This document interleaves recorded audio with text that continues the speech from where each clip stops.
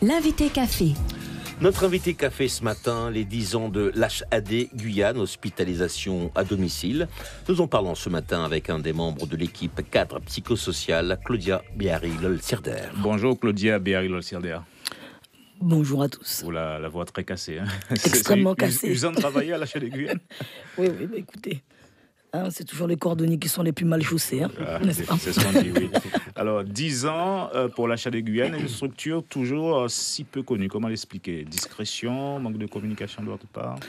Non, je pense que les tutelles et une partie de l'équipe hospitalière, les équipes hospitalières ainsi que les centres hospitaliers nous connaissent. Après, effectivement, peut-être que nous manquons d'informations auprès du public. Du grand public, voilà. À rectifier. Donc, 10 ans pour quel bilan aujourd'hui, en termes de fonctionnement et de moyens ? Alors, l'HAD, qu'est-ce que c'est déjà dans un premier temps ? Donc, c'est de l'hospitalisation à domicile.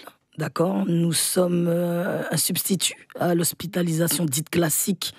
Là, c'est l'équipe médicale et paramédicale ainsi qu'une équipe pluridisciplinaire qui vient à domicile afin de prendre en charge des enfants, des personnes âgées, des femmes enceintes.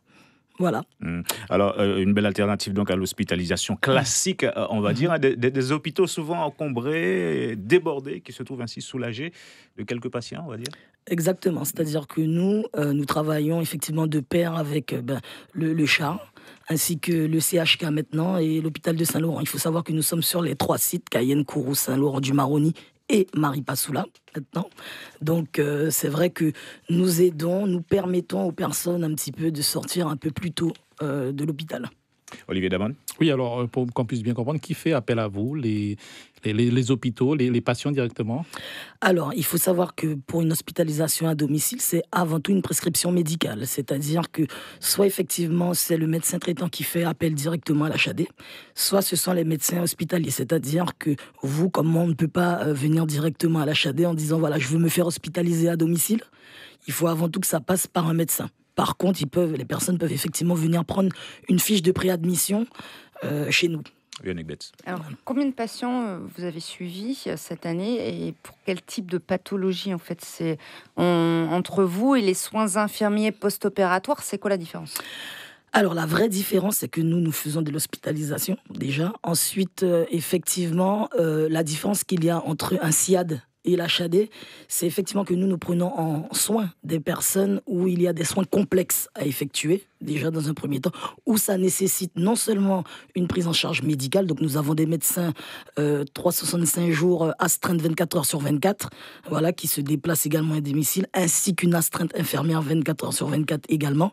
Et nous prenons en soin des personnes où il y a des pathologies complexes, type, par exemple, effectivement, avant tous les 7 mois de suivi. Pour le diabète, par exemple, vous intervenez aussi ? Exactement, c'est-à-dire que, par exemple, au niveau de l'obstétrique, nous prenons en soin des dames enceintes. Et effectivement, ces personnes-là qui ont des diabètes gestationnels ou même des menaces d'accouchement prématuré peuvent être suivies en HAD par nos sages-femmes et les médecins. On est mieux soigné en HAD qu'à l'hôpital ? Je dirais que c'est complémentaire. Je dirais que c'est complémentaire. C'est-à-dire qu'il y a quand même des actes, effectivement, que nous ne faisons pas encore à domicile, type la chimiothérapie. Voilà, mais nous sommes en passe là nous avons déjà les agréments. En fait, nous sommes sur des questions un petit peu logistiques. C'est-à-dire que le produit, il faut l'avoir, il faut pouvoir le transporter à domicile et ça demande des conditions particulières, en fait. Mais effectivement, nous sommes censés pouvoir faire tout ce qu'on fait à l'hôpital. Olivier Damon. Est-ce que toutes les maisons sont adaptées ou alors il faut aménager parfois pour accueillir les patients ? Alors, ce qu'il faut savoir, c'est qu'effectivement, nous amenons notre matériel à domicile. Donc, c'est vraiment l'hôpital qui vient un petit peu justement au domicile des personnes. Et effectivement, parfois, il faut les aménager. Alors, nous sommes parfois confrontés effectivement au logement précaire. Nous sommes confrontés parfois au manque d'électricité dans certains domiciles. Et c'est vrai que parfois, ça peut être des contraintes. Mais on trouve toujours le moyen de s'arranger. On met en place des groupes électrogènes, voilà. On s'arrange. Alors, qui paye pour l'HAD ? Est-ce que c'est complètement public ? Est-ce que c'est sur ordonnance, donc entièrement remboursé par la Sécu ? Ça marche comment ? Alors, l'HAD, nous sommes payés comme les hôpitaux classiques, c'est-à-dire qu'effectivement, c'est la sécurité sociale qui nous paye. Voilà. Et nous acceptons les aides médicales État, les CMU, les CMUC. Voilà, c'est exactement comme l'hôpital. Et donc, par extension, on peut considérer que les difficultés actuelles de l'hôpital rejaillissent sur ce genre de dispositif ? Pas forcément, parce que nous sommes indépendants des hôpitaux ici, c'est-à-dire que nous sommes une structure privée, donc effectivement nous avons notre fonctionnement propre. La différence qu'il y a entre nous et quand même l'hôpital, c'est que comme nous sommes privés, effectivement, nous n'avons pas, des financements de l'État. Voilà. Est-ce qu'on peut considérer qu'avec l'HAD, il y a plus d'avantages pour le patient, notamment sur le plan psychologique ? Alors, il y a des avantages à être soigné dans son milieu de vie.